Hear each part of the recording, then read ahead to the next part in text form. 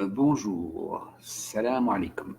Aujourd'hui, je vais vous parler de la destruction de Carthage, mais surtout de la destruction finale de Carthage, la chute de Carthage en 698 et la chute finale de la cité. Vous savez que c'est une énigme, parce qu'on n'a pas de traces, on n'a pas de mémoire, on a le plan de bataille sur cette destruction de la cité en 698, mais il n'y a pas le mythe autour de cette destruction. Carthage a subi plusieurs destructions, dont les principales sont celles de Scipion l'Africain. Il a tiré son titre d'Africain, la conquête de Scipion, qui se déroule environ, je crois, vers l'an 200 avant Jésus-Christ. Et nous avons des récits de cette destruction, de cette première destruction de Carthage, les récits d'Épia, entre autres, qui nous parlent des flammes, un récit épique où Épia nous parle par exemple de la reine d'Asdrubal qui est accablée par la défaite et qui accable son mari et qui s'habille de noblesse et qui prend ses enfants aussi et qui se lance dans les flammes pour indiquer la fin de cette dynastie qui a été incapable de se protéger ou de se défendre contre la conquête romaine.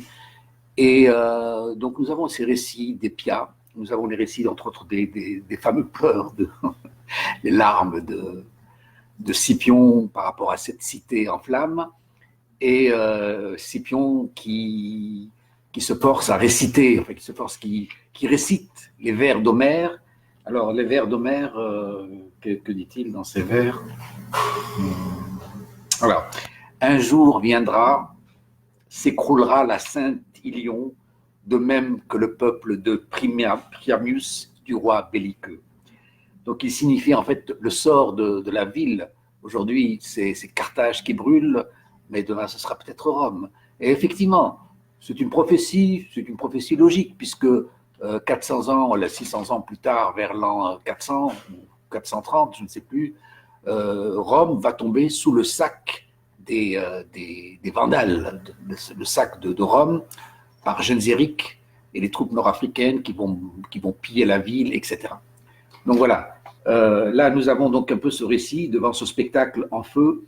Le victorieux Scipion ne put s'empêcher de verser une larme sur le sort de la cité et réciter les vers d'Homère. Voilà. Nous avons d'autres écrits de Orose, entre autres, qui parlent de la destruction de Carthage, où tout a été brûlé, les meubles ont été brûlés et que la pierre s'est transformée en poudre. Donc ce sont des récits épiques, mais qui ont marqué cette destruction de Carthage. Bon, il y en a eu d'autres, hein. Vous savez qu'il y a eu 3 guerres puniques, donc probablement qu'il y a eu, mais alors là il faudrait voir avec des spécialistes de Carthage.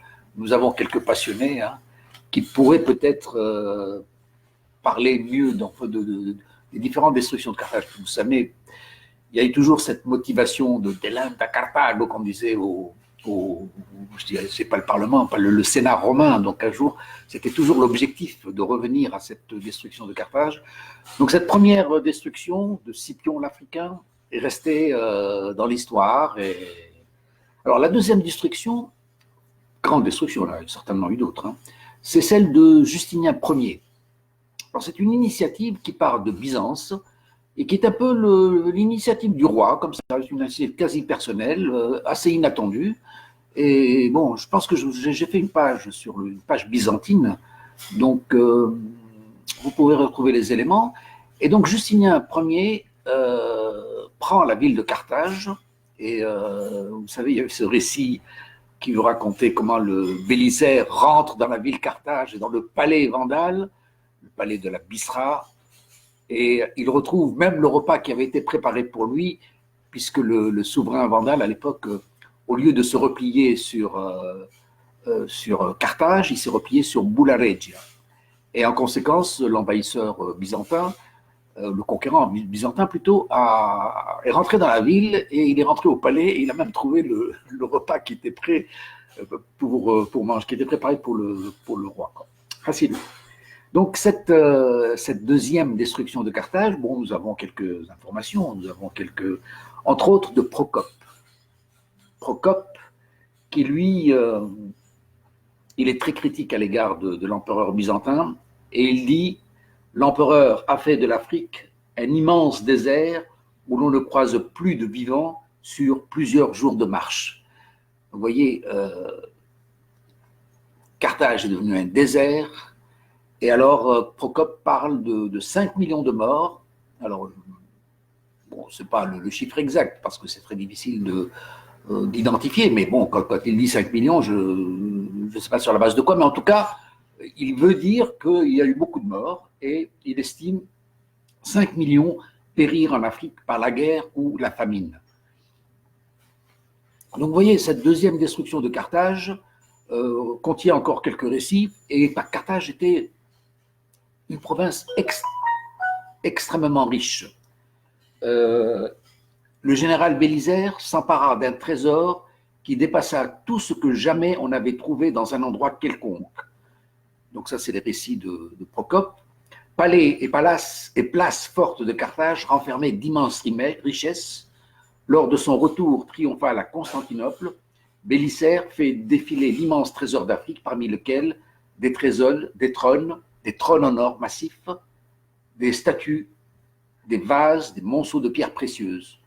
Et donc, vous voyez que lors de la remise, Carthage est devenue une province extrêmement riche, puisque c'est une province portée sur la mer, portée sur le commerce, et la thésaurisation est basée sur l'or. Donc, c'est la principale richesse.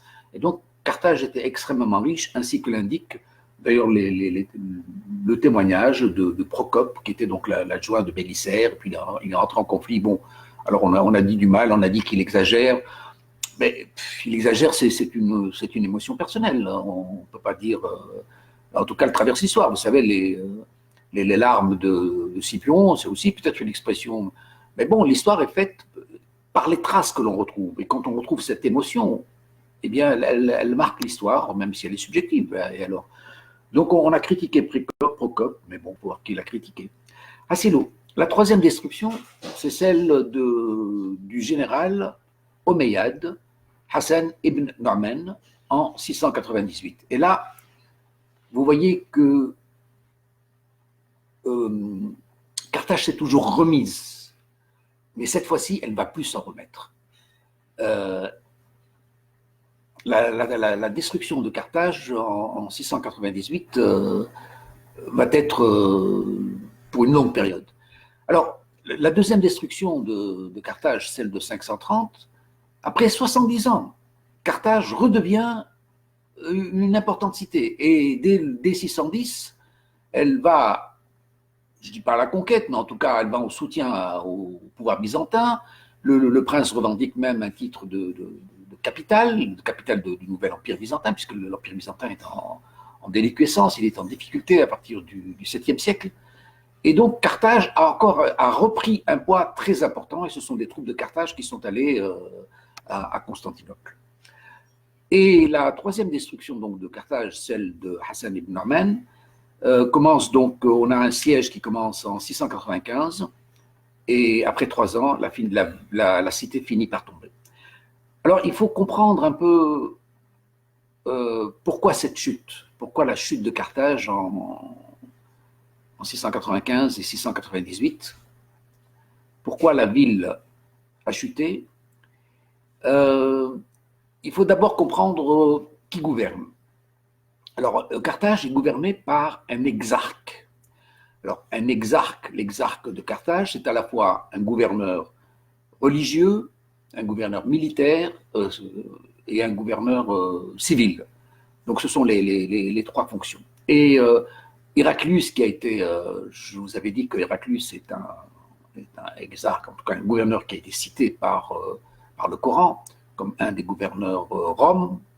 En fait, c'est tout simplement un Tunisien de Carthage. Bon, de toute façon, c'était le gouverneur de la cité de Carthage qui avait des ambitions sur l'Empire byzantin. Et lorsqu'il décède, sa succession pose quelques problèmes.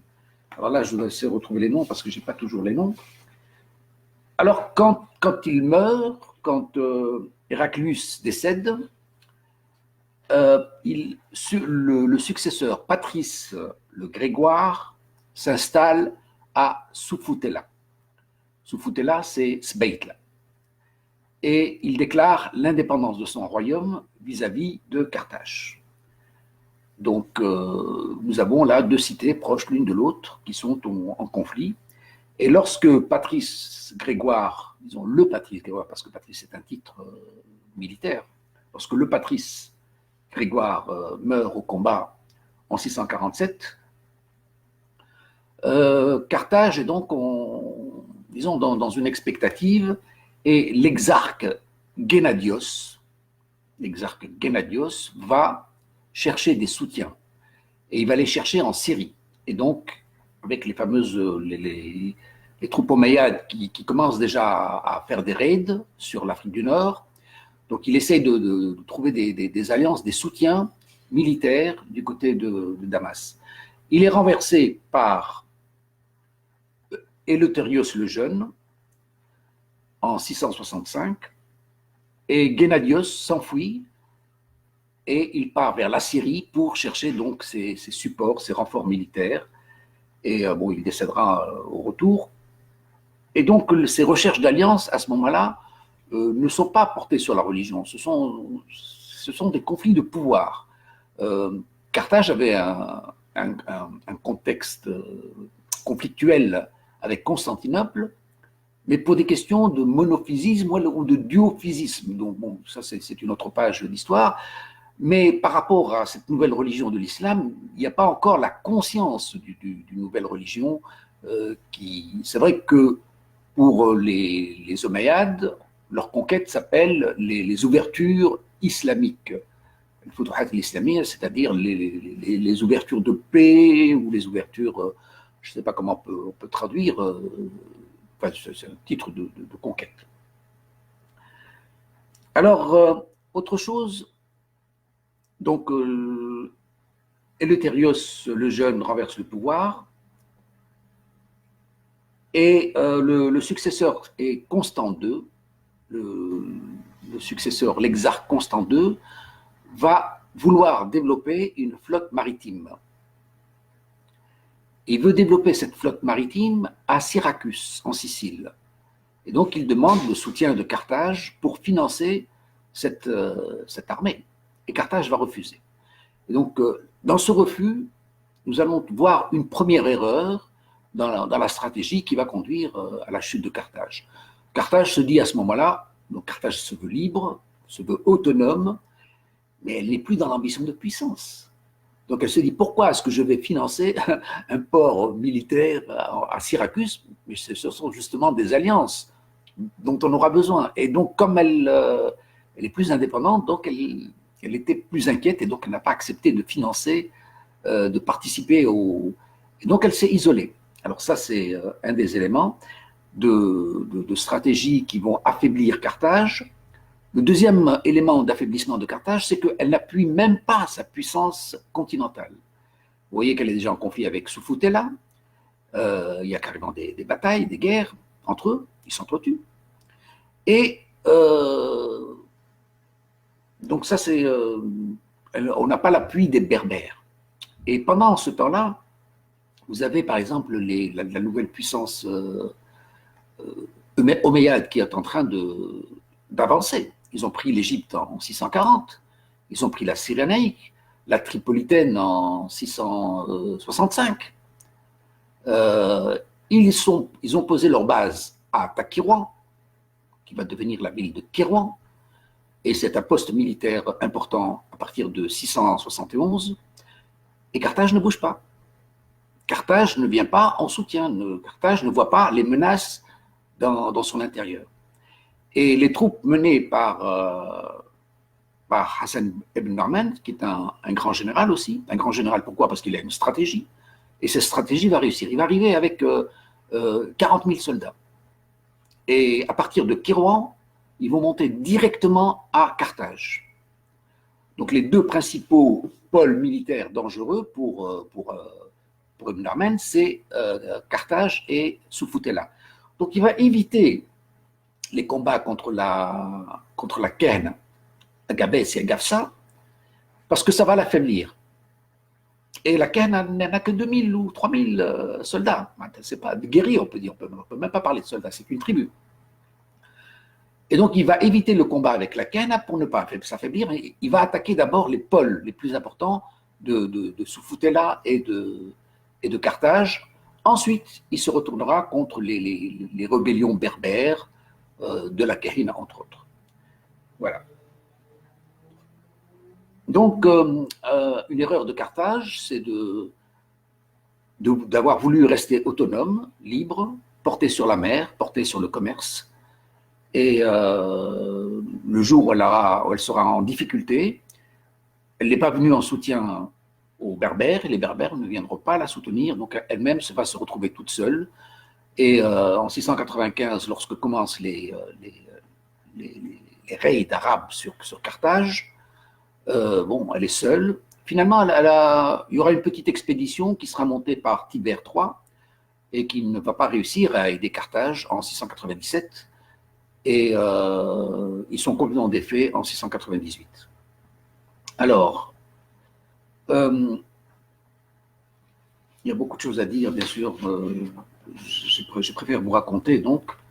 Alors, pourquoi la chute et pourquoi le non-soutien? Pourquoi Carthage n'a pas été aidé? D'abord, l'Empire byzantin est en déliquescence, il est en difficulté. Alors, ça ne tient pas mes papiers, là. Alors, l'Empire byzantin subit des révoltes bulgares, les révoltes slaves, les révoltes perses. Donc il est en difficulté, c'est un peu. Donc il a beaucoup de mal à se pencher de notre côté, même s'il a envoyé l'expédition d'Apsimar. Et alors nous avons un auteur qui s'appelle Ibn Khaldoun. Et Ibn Khaldoun est vraiment vous allez deviner son côté tunisien, en fait, son côté sarcastique. Il dit les Byzantins ne sont pas capables de faire flotter une planche.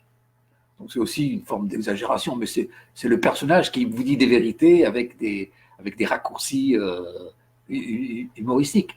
Et celui qui a parlé, il a parlé des Hilaliens avec des proses extraordinaires qui ont traversé l'histoire. Il a aussi parlé des Berbères.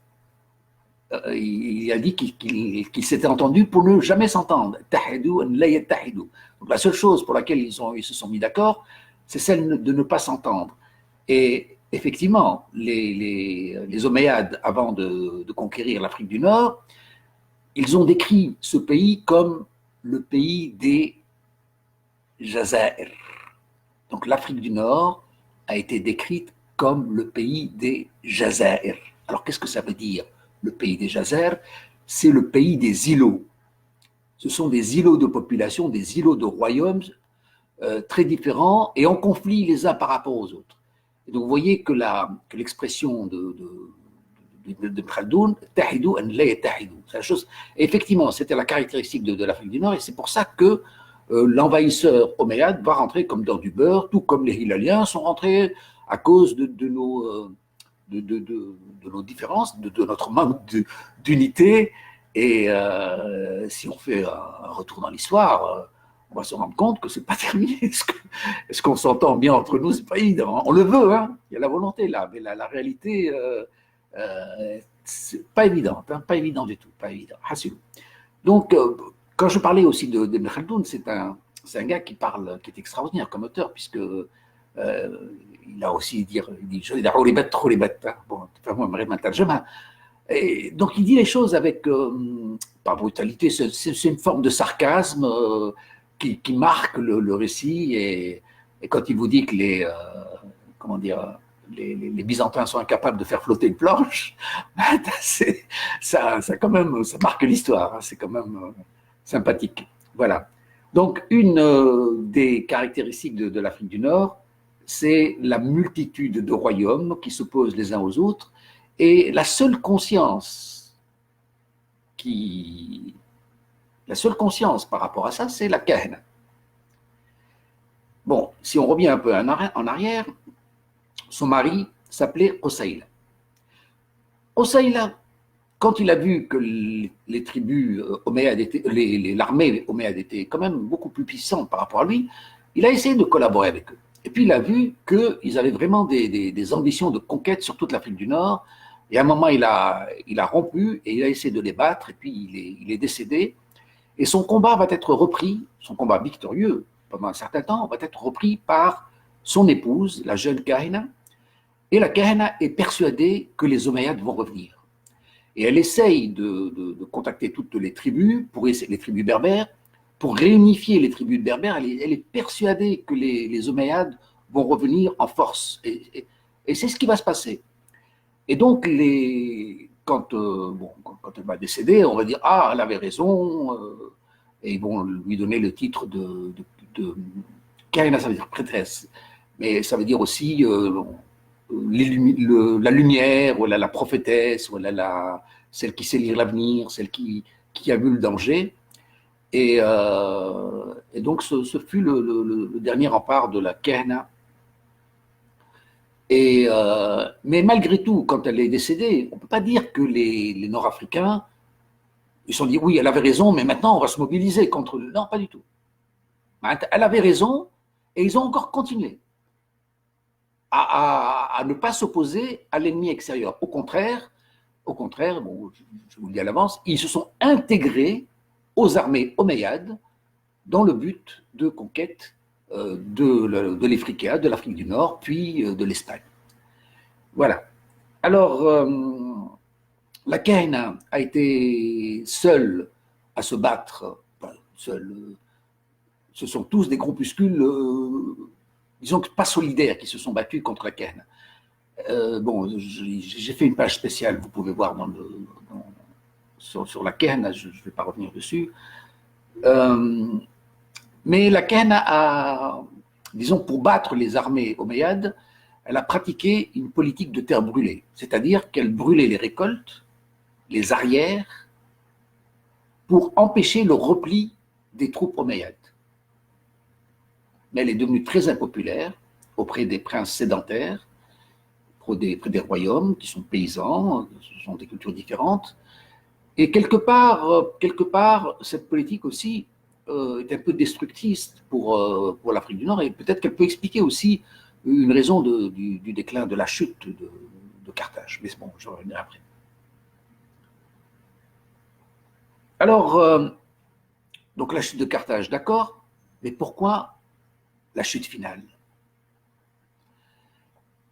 D'abord, vous constatez que à cette époque, Bulla Regia, Sufutela, Minenx, Carthage, toutes ces villes antiques vont disparaître.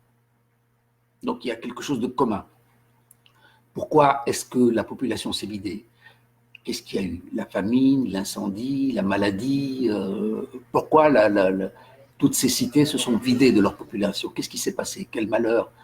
Et donc, nous n'avons pas de récit sur cette troisième destruction de Carthage. Donc, nous avons des récits, vous avez d'Hépiade, de Procope, etc.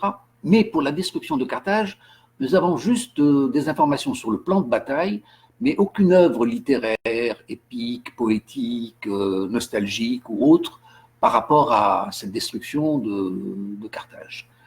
Alors, pourquoi, je reviens toujours à cette question de pourquoi le définitif, donc c'est une énigme. Alors, on peut donner des hypothèses, hein, sans études précises, on peut.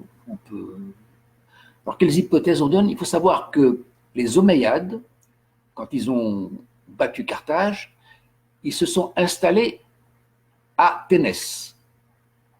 Ils ne se sont pas installés sur la ville en ruine, ils se sont installés à Ténès, et Ténès, c'est la garnison militaire de Carthage.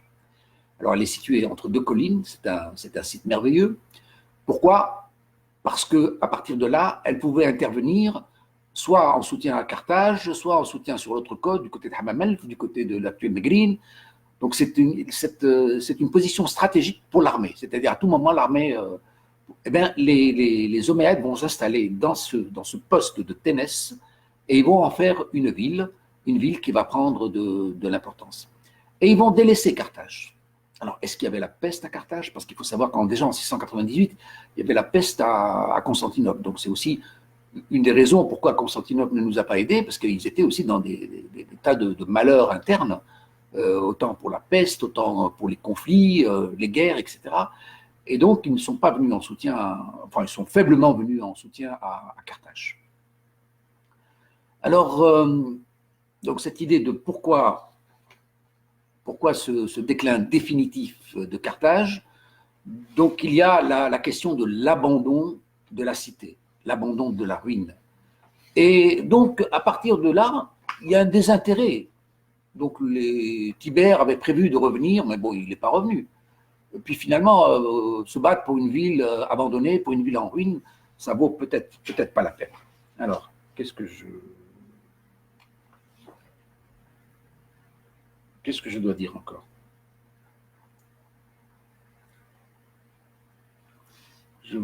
Pourquoi la chute? Bon, alors la chute, c'est d'abord la stratégie. Stratégie, premièrement, Carthage n'a pas développé ses alliances internationales avec la Sicile et avec Byzance, avec laquelle elle était en conflit aussi, un conflit religieux. Avec la Sicile, parce qu'elle ne voulait pas dépenser de l'argent qui aille ailleurs. Ensuite, elle n'a pas constitué une force continentale, elle n'a pas fait d'unité des Berbères. Lorsque les Omeyyades ont pris la Cyrénaïque, lorsqu'ils sont arrivés jusqu'à Cairo, elle n'a pas bougé. Et donc, le jour où elle a eu besoin, personne n'est venu l'aider.